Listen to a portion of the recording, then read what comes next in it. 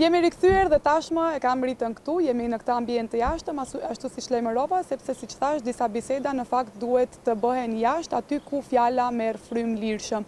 Rita, përshëndetje, mirë se erdhe, kam shumë kënaqësi që të të kemi sot në emisionin Prizma. Përshëndetje Elmia dhe unë jam shumë e gëzuar që jemi së bashku sot. Faleminderit shumë. Dua që sot flasim për gjithë rrugtimin tënd, të flasim për të gjithë jetën tënde, sfidat në fakt të shkruarit në atë kohë kur ti ke filluar, po edhe në ditët e sotme, dhe doja në fakt të pyes si ka qenë ajo vajza e re, ajo Rita që shkruajti vargjet e para të poezisë. Më kujtove tani se përpara 3-4 vitesh botova një roman lindur së prapti. Dhe aty ishte Rita e vogël, se si ka qenë në atë kohë. Dhe në fakt edhe unë e kisha haruar se si kisha qenë, sikur të mos isha marrë me këtë libër. Dhe pata një bashkëbisedim shumë të sinqert, shumë të thellë, shumë të brendshëm. Madje nuk u mora as me fotot, se ndonjëherë fotot dhe na ngatrojnë. Duken si dokumente, por ato që fokuson truri, shpirti, mendja jonë, janë diçka tjetër. Ka gjëra shumë të thella te ato që na fokuson shpirti, kujtesa jonë për një kohë të shkuar. Kështu që unë do ta kujtoja veten time si një vajzë sa shumë edhe të disiplinuar, sepse jam rritur në një familje që çdo gjë bëhej me orar, të disiplinuar, por edhe rebele së brendshme, me një dëshirë të jashtëzakonshme që ngjaja si një djalë aram, nuk pëlqente të vishja fustane, sepse pëlqente të luaja me çunat futboll, në ndryshim nga motra ime që përjetoi një fëmijëri tamam fëmijëri vajze.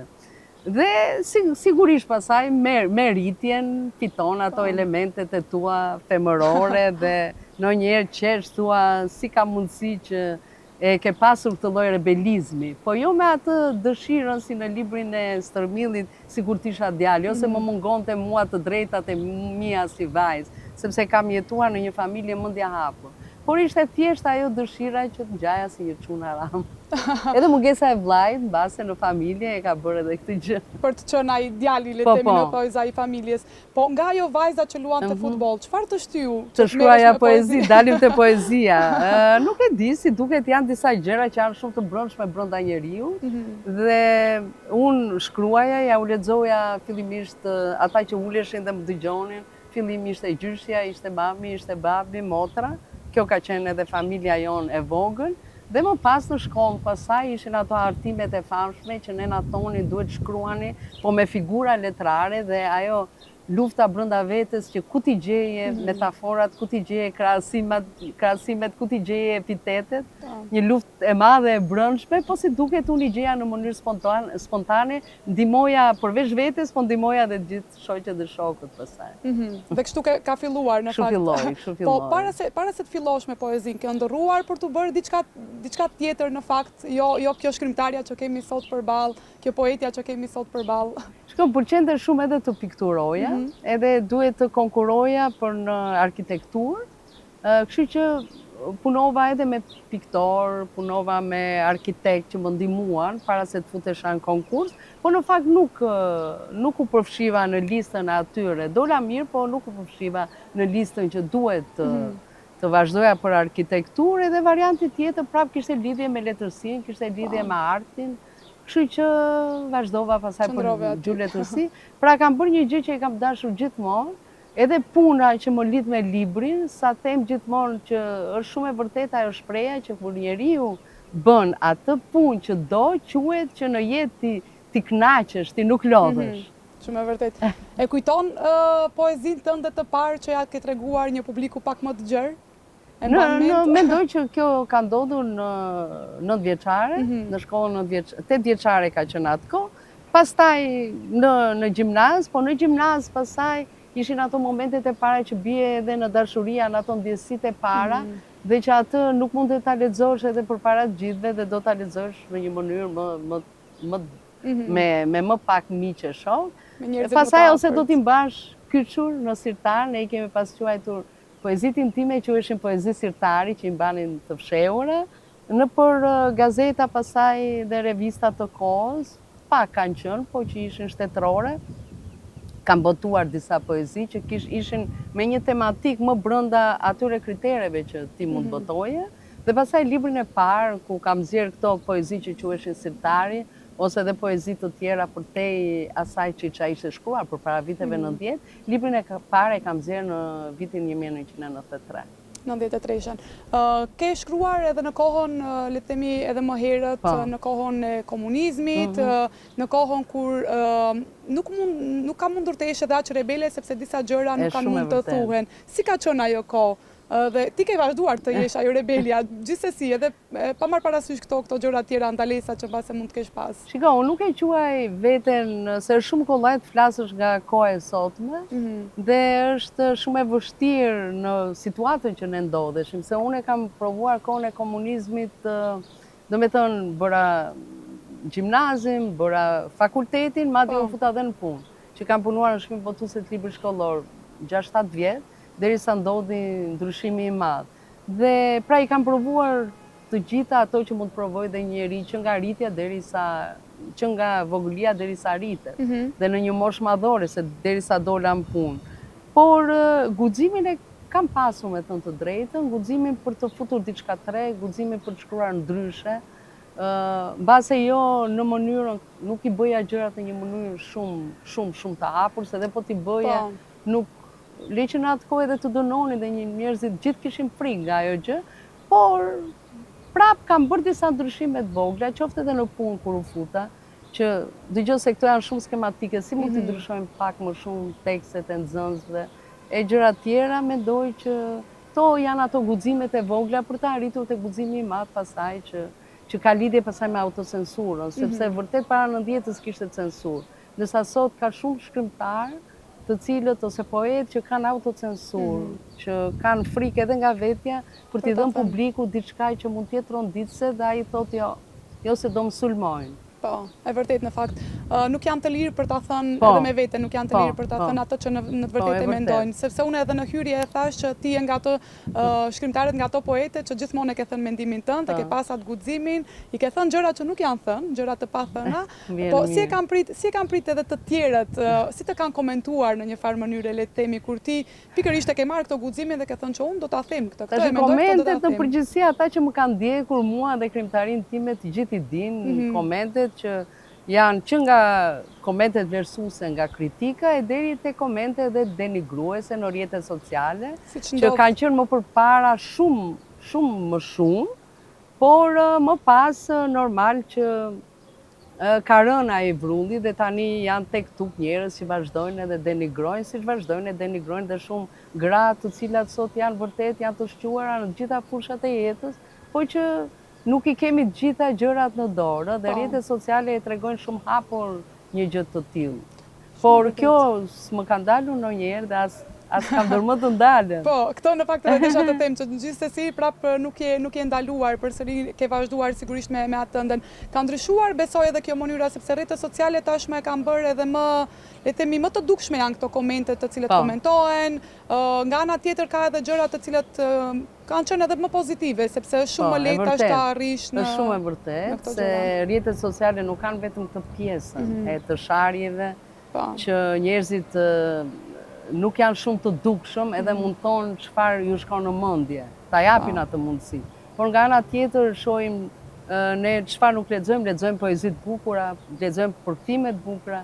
Poezia në një farë mënyre nëpërmjet rrjeteve sociale po njeh edhe lulëzimin e vet, njerëzit janë duke lexuar sepse poezia nuk është si proza, poezia është diçka e shkurtër, të cilën ti e lexon, se njerëzit nuk duan të lexojnë gjatë, nuk mund të lexojnë dot një tregim gjatë. Ndërsa poezia ta jep shumë një mundësi të tillë, ta jep goxha.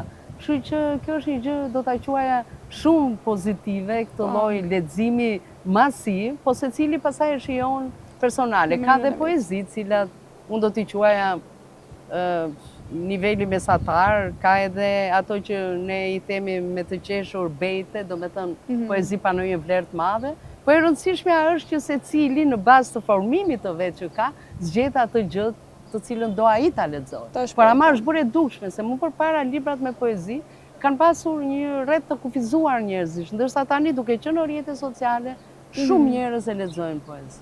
Po, në fakt sepse ka edhe prej atyre të rinjve sidomos që mbase nuk e botojnë një libër, por që poezitë e tyre... Po, kanë dëshirë, edhe në fundit i jep mundësi atyre që janë njerëz të mençur, i jep edhe mundësinë që të masin ato nga reagimet e njerëzve, ai dhe kupton vlerën e asaj që ka shkruar. Po, shumë e vërtet. Për t'ju rikthyer edhe një herë asaj kohës ku kanë qenë gjërat më të cenzuruara, cilat kanë qenë temat të cilat nuk është dashur të preken? Shiko, mua më ka pëlqyer gjithmonë ajo liria e individit. Ai raporti midis shpirtit edhe trupit. Ajo që ti e ndjen se ne gjithmonë duam ta lidhim dashurinë vetëm me pjesën romantike, me pjesën shpirtërore, madje edhe kur i pyet njerëzit që thotë jo, po më e rëndësishme është shpirtërorja. Por unë kam dashur të tregoj që sa që është e rëndësishme dashuria shpirtërore, është e rëndësishme edhe dashuria fizike, se njeriu ka shkruar Safo që lirika e parë e botës që sa e rëndësishme është kur ti dashuron dhe të dridhet gjithë trupi, pra ti e ndjen me gjithë fizikun tënd, të dridhen gjunjt ku njeriu bie në dashuri, ti e ndjen me fizikun tënd, kështu që ti nuk mund thuash që unë dashuroj vetëm në mënyrë romantike apo platonike. Domethënë kjo ka qenë nga temat e mia të preferuara, siç thash edhe liria e individit, gjë që unë e kam trajtuar pastaj edhe në raport me të qenit e tij fizik në gjithë kozmosin, po në raport edhe si qenie shoqërore, që e kam trajtuar dhe në librin e fundit Poema e mungesës. Po, libri në fakt që promovohet së shpejti sigurisht. Duke qenë se flasim, dhe më thënë, këto fjallet për dashurin janë shumë të bukura, ka ndryshuar mënyra se si e mendon dashurin ti që në kohët kur ke qenë më e re dhe në ditët e sotme? Mënyra se si e sheh dashurin? Në thelb nuk është se ka ndryshuar diçka. Ajo është tjetër që ti kur je re e merr më me vrull ose mund të gënjesh dhe më shpejt që thjesht një flirt ose një ndjeshmëri të shpejt, ti mund ta quash dashuri dhe pastaj kupton po prit një herë se nuk është tamam ajo ndjenja e madhe e fuqishme frymëzuese. Mund të jetë thjesht një emocion i çastit. Dhe në atë kohë gjithmonë kemi thënë, a kjo që nga dashuria. Dhe pastaj kur ti e kupton vërtet se ç'është dashuria, mendoj se dashuritë më të bukura janë në moshën madhore, që njerëzit. Edhe ato që janë shkruar e gjithçka tjetër, normal, kur je i ri, është ajo, sepse ka raste që ju ka ndodhur njerëzve të rinj fare, që kanë provu dashurinë e vërtet dhe sot janë me të njëjtin shok apo shoqe jete në krah. Por janë më të rralla. Dashuria në moshë madhore pastaj është më e fortë, më e qëndrueshme, më që ti e kupton njëri, kjo është e rëndësishme. Pra ka lidhje më shumë me emocionin, se sa ka lidhje që unë kam ndryshuar mendim. Nuk kam ndryshuar asnjë mendim, për atë që kam menduar që çfarë është dashuria, pra si e kam menduar unë dashurinë. Po për vlerësimin e dashurisë në ditët e sotme të rinj, sepse mbase dikur nuk e di, ose ne të paktën ashtu na duket kur i shohim edhe këto filmat e vjetër, po edhe historitë kur dëgjojmë, na duket sikur ajo dashuri ka qenë shumë më e vlerësuar se sa tashmë. Në fakt edhe ne, brezi ynë ju paragjykon shumë, por unë mendoj që ndjesia nuk mundet të ndryshojë tek njeriu, është e vetmja kjo gjë që mbase dashuria e ndaluar, se te ne kishte shumë dashuri të ndaluara. Dashuria e ndaluar, adrenalina në kokën tonë për dashurinë e ndaluar ka qenë shumë më e fortë. Ndërsa ju për shembull jeni më të lirë. Shumë rrallë mund të gjesh sot që juve t'ju pengohet dashuria. Dashuritë e ndaluara mund të jenë dashuritë të cilat mund të jenë midis një burri apo një gruaje të martuar, të cilët zgjedhin pastaj do vazhdojnë me familjen apo me dikë tjetër. Po dashuria e ju të rinjve, mendoj që ju e keni lirinë që ta shijoni deri në fund. Por pastaj edhe te juve nuk është kollaj te brezi juaj, sepse futen edhe shumë gjëra tjera, të cilat kanë bëjnë, edhe teknologjia ka bërë të vetën, njerëzit kanë filluar nuk besojnë shumë të rinj, nuk kanë besu ke brezi i prindërve të cilët mund të kenë thënë, kanë bërë moralin për dashurinë, por në jetën e tyre ata kanë parë edhe një familje, edhe një çift të dështuar, se është tjetër se çfarë themin edhe tjetër çfarë ka parë brezi juaj në shtëpitë e veta, që e quajnë familjen e shenjtë dhe ata mund të kenë parë që s'pas ka qenë që shenjtë familja. Kështu që ju jeni një brez që jeni përballur me shumë zhgënjime, Kështu që edhe mund mos besoni shumë dhe mund mos jeni shumë të lirë për të përjetuar një dashuri të vërtetë. Po, shumë e vërtet pastaj është edhe ajo pjesa ku materialja mbase ka zëvendësuar atë materialja është emocionale. edhe ajo, që nuk doja ta thoja të parën, po edhe ajo ka të bëjë dhe ti ngatrohesh që është vërtet kjo dashuri e vërtet apo unë shoh një siguri te ky njeri me të cilin jam lidhur. Sidomos është dhe miti që ndodh te vajzat, sepse vajzat janë edukuar në një mënyrë të tillë dhe brenda familjes që duhet të marrin një burr, të kenë një bashkëshort i cili t'i përgjigjet, ai, domethënë ta ketë jetën ajo të sigurt dhe këtu hyn edhe pjesa materiale.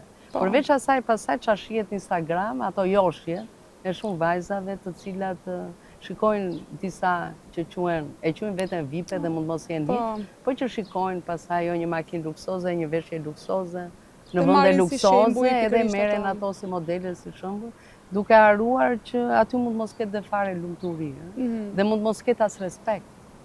Po, shumë e vërtet. Pastaj është edhe presioni shoqëror që për vajzat vazhdon të jetë në shoqërinë tonë. Po që shqyr që shumë gjëra kanë ndryshuar. Ka ndryshuar, e vërtet. Të kthehemi te libri që ti, te romani që ti e përmende, Lindur së prapthi. Si erdhi kjo ide, Lindur së prapthi, sepse kam dëgjuar që ke thënë që ti ke lindur në fakt së prapthi. Po, ajo është biologjike, kam dëgjuar shpesh në familjen time këtë.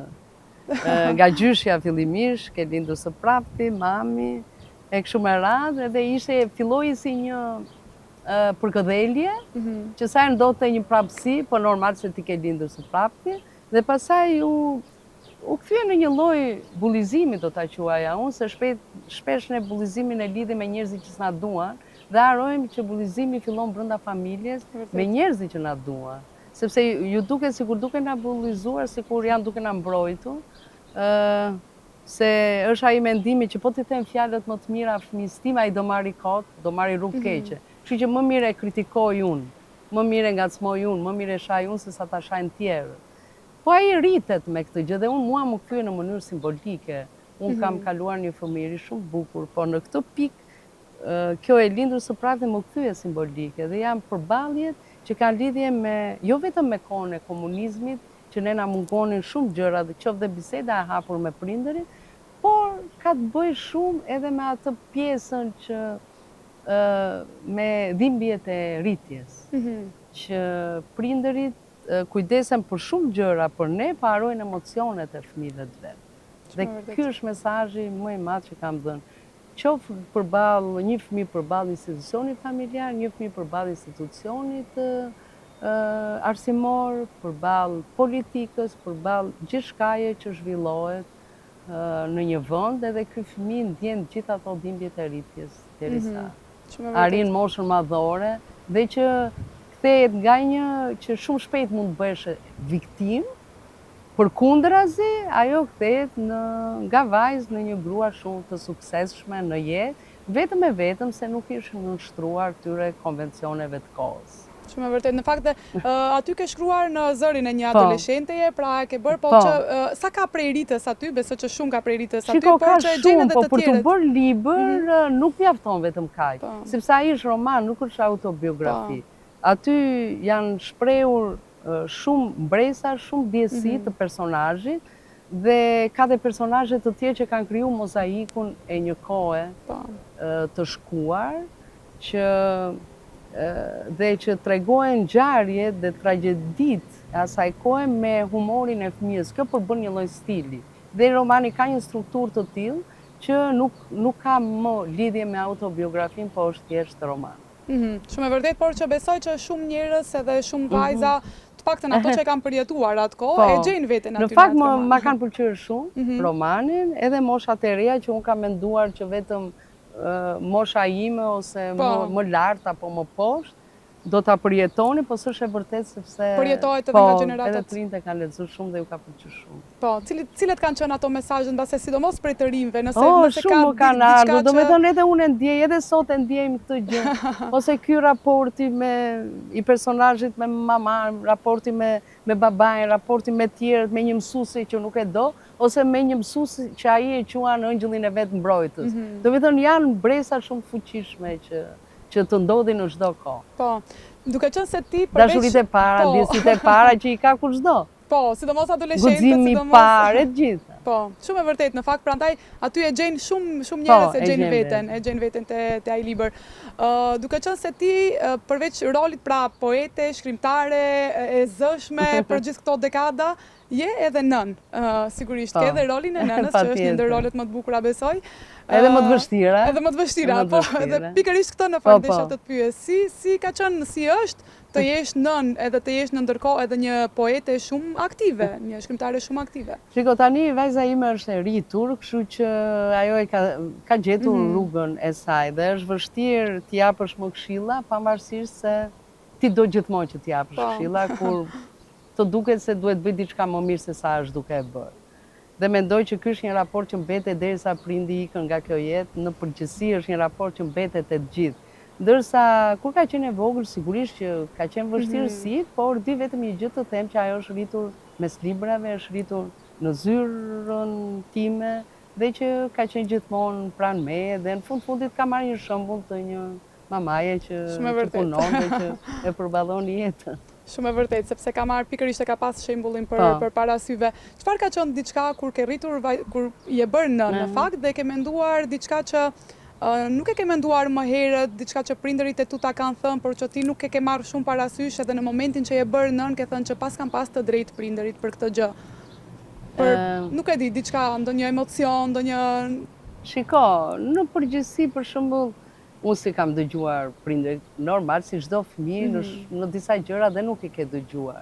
Sidomos në lidhje me disiplinimin, që të duket sikur të vjen majtundës, e thua, çdo gjë do ta bëjmë edhe të ngrënën, edhe mënyrën si ushqehemi, edhe se kur do flem apo çfarë do shohim në televizor, shumë gjëra, edhe normal që duke rritur vajzën kam menduar se kanë pas të drejtë, sepse mënyra si e fillon ditën, si e vazhdon, si e mbyll ditën, është një mënyrë që vërtet na bën njerëz ose të lumtur ose jo të lumtur, sepse lumturia nuk është diçka që ti nuk është vetëm ajo që pate 5 minuta një sukses dhe harita lumturinë. Puna është të arrish një lumturi të jetës së përditshme dhe të kesh një qëllim në jetën tënde të përditshme dhe të kesh një disiplinim përveç aventurës që është shumë e bukur, por që jetën e përditshme ta kesh, që çdo ditë të cilë diçka të bukur. Dhe kur ti je disiplinuar, arrin edhe të argëtohesh, arrin edhe të marrësh një kënaqësi nga ky disiplinim që ke. Mendoj që kjo ka qenë një këshill shumë e rëndësishme që e kam pasur dhe që ja jap edhe vajzës time. E ke përcjellur edhe vajza jote. Të ndalemi te poema e mungesës. Çfarë do të na thuash për të gjithë ato që mbase ende nuk e kanë lexuar, edhe unë në fakt të them të drejtën nuk e kam pas rastin për ta lexuar.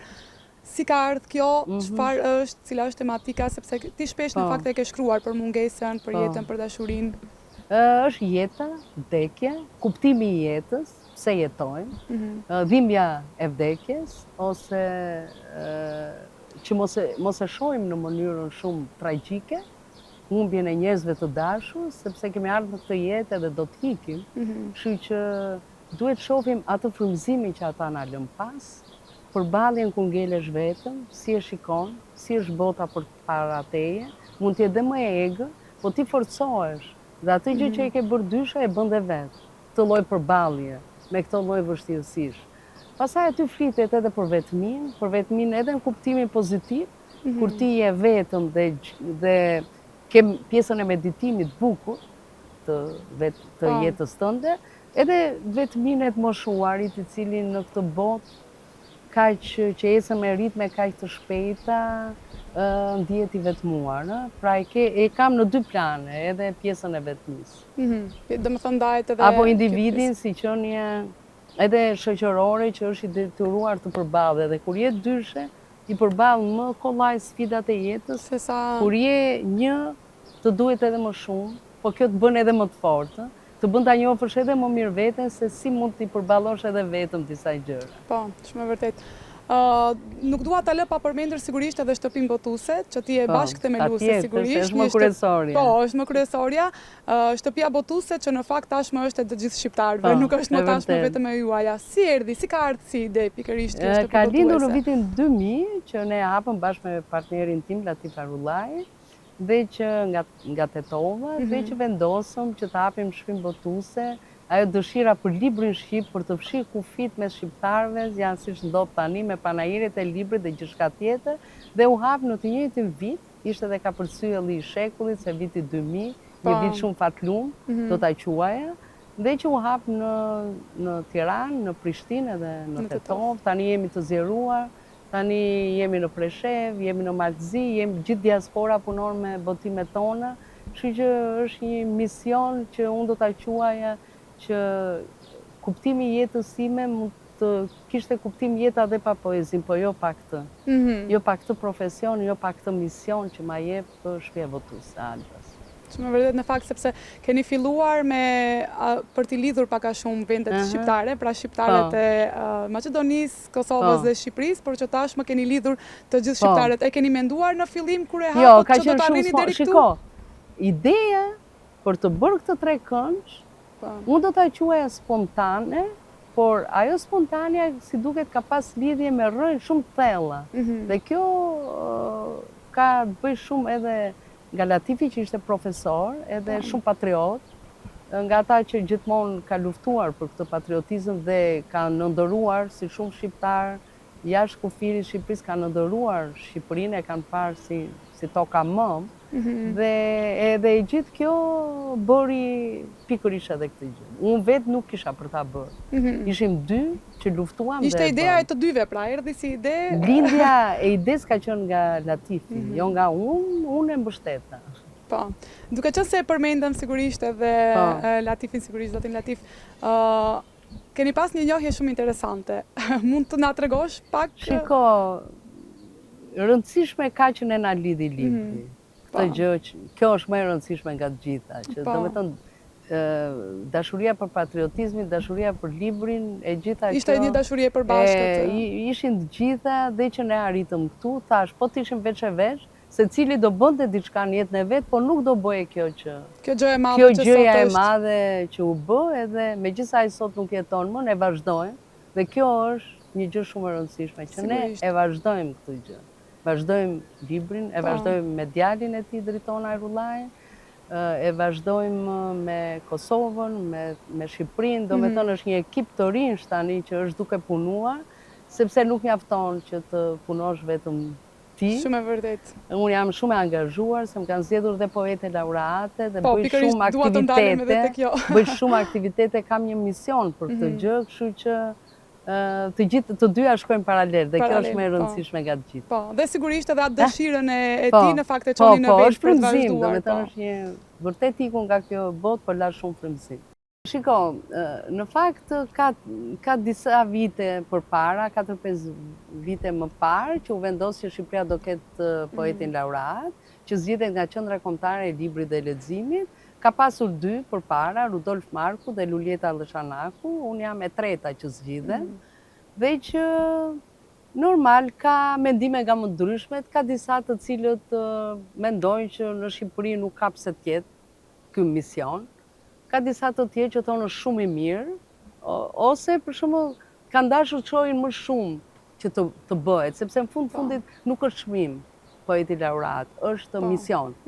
Dhe edhe me thënë të drejtën e kam marrë që ditën që e kam marrë këtë titull, kam menduar, kam bërë një program dhe vetëm në këto 6 muaj, duke filluar që nga janari dhe deri më sot, jam bërë disa aktivitete dhe të librit, që disa që do të kuptoja me shumë kënaqësi, për shembull e hapa me festën e Shën Valentinit, poezia e dashurisë, që u bën lexime në një kinema të madhe, që u mbush plot me njerëz, dhe që u recituan vargje, u lexuan vargje nga edhe përkthime nga poezia e dashurisë.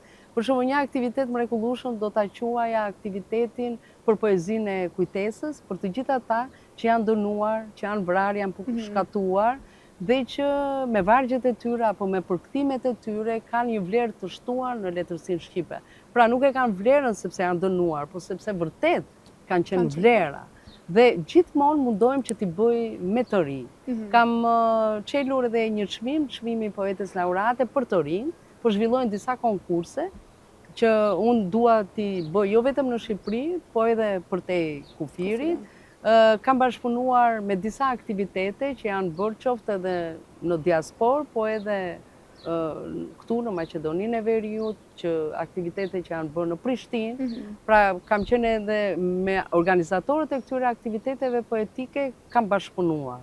Pra janë bërë shumë aktivitete dhe sidomos për shumë FemFest, që do vi më kanë thënë që do zhvillohet festivali i grave shkrimtare, që do zhvillohet edhe këtu në Maqedoni, Maqedoninë e Veriut, në Tetov, që do zhvillohet edhe në Prishtinë.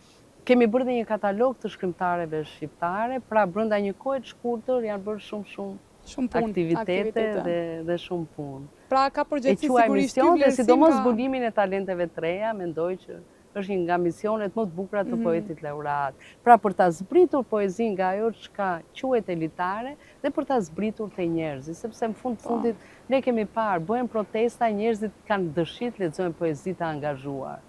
Edhe gjithmonë e them, poezinë mund ta marrësh gjithmonë me vete, edhe në një takim dashurie, por edhe në një protestë. Shumë e vërtetë. Dhe në fakt, edhe protestat e fundit në Shqipëri treguan vargje nga panolja apo nga gjëra kishta, sidomos poezia e angazhuar vlen shumë në këto raste. Shumë e vërtetë dhe kjo është diçka edhe shumë e mirë edhe për të rinjt, sepse ju jep një hapësirë pikërisht për këto aktivitete. Po ja afrohemi fundit, por dua të ndalem edhe te një figurë tjetër që ka bërë bujë të madhe sigurisht kohëve të fundit, që është një mikeshe jotja, Mimoza Ahmeti, një poete shkrimtare mjaft e njohur sigurisht, por që ka bërë shumë bujë tashmë edhe me pjesëmarrje në një reality show. Si e sheh këtë pjesë që një person i letrave, një person, një poete, po e merr gjithë këtë bujë në një kohë ku me të vërtetë po bëhen viral njerëz të cilët mbase nuk janë edhe aq shumë të mirë. Kjo është dhe pozitivja e kësaj gjëje, sepse ne Mimoza e diskutoi dhe me mua më përpara që kishe vendosur ta bënte një gjë të tillë. Edhe unë pikërisht të kam parë që kush më mirë se sa njerëzit e kulturës, njerëzit e librit, të cilët përçojnë kulturën e vet, qoftë kur bëjnë një shaka, qoftë kur kërkojnë të drejtën e vet, në ato momentet e jetës së përditshme, ti në çdo moment tregon se sa e rëndësishme është të jesh një njeri i lexuar. Dhe kjo është ajo që Mozën e duan. Dhe unë uroj shumë që ta fitoj, sepse duke e fituar do forcohet akoma më shumë mesazhi se cilët janë njerëzit e vërtet të rëndësishëm dhe cilët janë ato që i quajmë ne VIP-a, po që janë shumë falso. Dhe që japin jo modelet e drejta të të rinj. Po, shumë e vërtet në fakt dhe kjo tregoj viraliteti, le të themi që u bë virale, tregoj që ka ende shpresë që personat të duhur duhet të jenë më të zëshëm të kenë zërin. I urojmë shumë patjetër që po, patjetër. Si përfund dua të të pyes çfarë do i thoje Ritës 20 vjeçare, cila do të ishte gjëja që ti gjithmonë do doje të përmendeshe, të mbaheshe mend për te krijimtarisë tënde. Do t'i thoja Rita, bravo, ja dole me vullnetin tënd, me hedhjen mbas krave, të sulmeve, të përbaltjeve dhe të gjitha gjërave, ja dole atëre kur ishe e re, jo mo tani që ka arritur shumë dhe kemi çamburë, se shikojnë gjithmonë them. Ju them dhe trinjve, kur krijon një status, çfarëdo që të ndodhi rreth e qark, ti thua ju flisni, u kam bërë punën time. Unë flas me punën, ju flisni me llafet. Kjo është shumë e rëndësishme. Po, shumë e mirë në fakt, dhe një mesazh që duhet base edhe të gjithë ta marrin, pse jo. Rita, faleminderit shumë, ishte shumë kënaqësi për të pasur ty në emision, në këtë hapësirë. Jemi në sheshin Skënderbej, kështu që faleminderit shumë edhe një herë. Edhe për mua shumë kënaqësi. Faleminderit.